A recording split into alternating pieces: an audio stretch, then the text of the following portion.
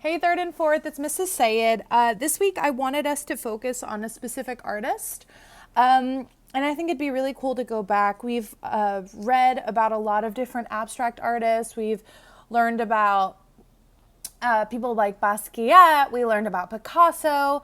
One person we touched on was Keith Haring. And Keith Haring was obviously a person, an artist who used a lot of simplistic elements in his art. So line, color, definitely a lot of shapes. But one thing that a lot of people didn't know is that when Keith Haring was younger, he would create secret languages and he would create little symbols and images to communicate with people. Later in his life, he would use those caricatures, the human figure, the animal figure, to create images. But when he was super young, he would create things, symbols and languages like hieroglyphics. So I thought it would be a cool idea for this week, instead of just having to draw something, that we could create our own language and our own alphabet.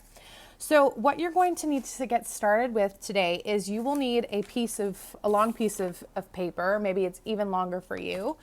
You're going to need a marker, something to color with, colors like brown, yellow, orange, anything tan. And you'll need a pencil and a notepad or some kind of paper, scratch paper. So essentially what you're going to do, you'll start off creating my alphabet key.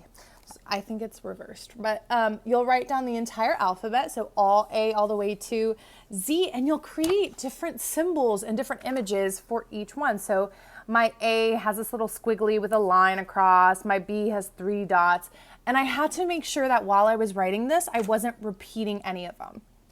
So I went through the entire alphabet and I wrote different symbols.